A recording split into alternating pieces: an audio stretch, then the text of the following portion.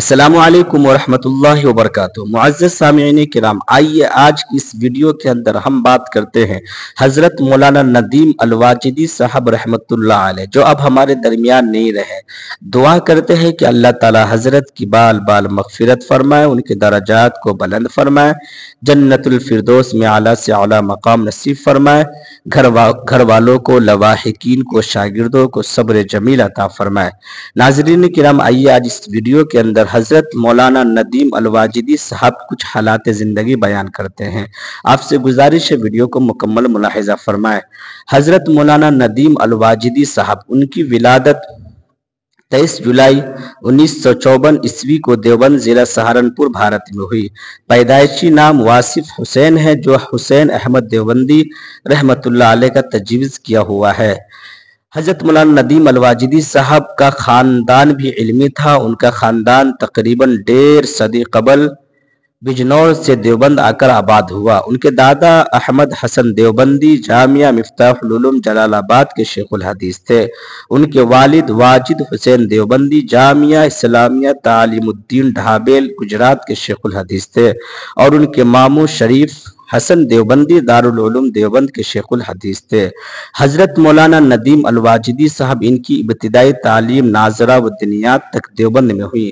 پھر انہوں نے حفظ قرآن مدرسہ مفتاح العلوم جلال آباد ضلع مظفر نگر موجودہ ضلع شاملی میں کیا، اور وہیں اپنے والد اور دادا کے پاس ہی اردو، فارسی اور عربی سوم تک کی مروجہ کتابیں پڑھی۔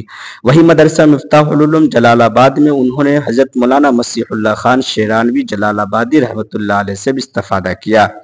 اس کے بعد 1967 عیسوی میں ان کا داخلہ دارالعلوم دیوبند میں ہوا، اور وہاں پر انہوں نے درجات وسطی یعنی شرح جامی سے تعلیم کا آغاز کیا، اور 1393 ہجری مطابق 1974 عیسوی میں پہلی پوزیشن کے ساتھ دور حدیث سے فارغ ہوئے۔ انہوں نے صحیح بخاری شریف حسن دیوبندی سے پڑھی، اور فراغت کے بعد وہیں پر مزید 2 سال عربی زبان و ادب کی تعلیم کے لیے تکمیل ادب و عربی و تخصص فی الادب العربی کے شعبے جات میں رہ کر حضرت مولانا وحید الزمان کیرانوی رحمت اللہ علیہ سے استفادہ حاصل کیا۔ حضرت مولانا ندیم الواجدی صاحب، تکمیل ادب کے شعبہ میں حضرت مولانا وحید الزمان کیرانوی کو بہت جلد ان پر اعتماد ہوا، اور 2 ہی مہینے بعد انہیں طلباء دارالعلوم دیوبند کی محبوب نمائندہ عربی انجمن النادی الادبی کے متعمد بنا دیا۔ ندیم الواجدی نے اپنے زمانہ میں اس انجمن سے الشعور کے نام سے جداریہ دیواریہ رسالہ بھی شائع کیا، جو دارالعلوم کے علمی فضلہ میں انقلابی حیثیت رکھتا ہے۔ حضرت مولانا ندیم الواجدی صاحب فراغت کے بعد انہوں نے اپنے خاص اساتذہ حضرت مولانا شریف حسن دیوبندی، نصیر احمد خان بلند شہری اور حضرت مولانا نعیم دیوبندی کے حکم سے 1 سال کے لیے حیدرآباد کے ایک مدرسہ عربیہ دارالعلوم رحمانیہ میں تدریسی خدمات انجام دی۔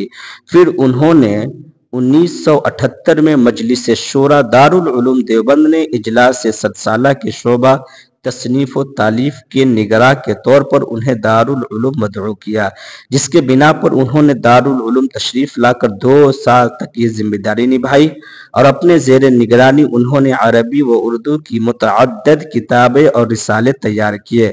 1978 عیسوی میں ہی انہوں نے دیوبند میں عربک ٹیچنگ سینٹر کے نام سے ایک ادارہ قائم کیا، جہاں سے سالوں تک ہزاروں طلبہ مستفید ہوتے رہے، اور اس ادارے کے تحت 7 ایسی کتابیں منظر عام پر آئیں جو متعدد مدارس میں داخل نصاب ہے۔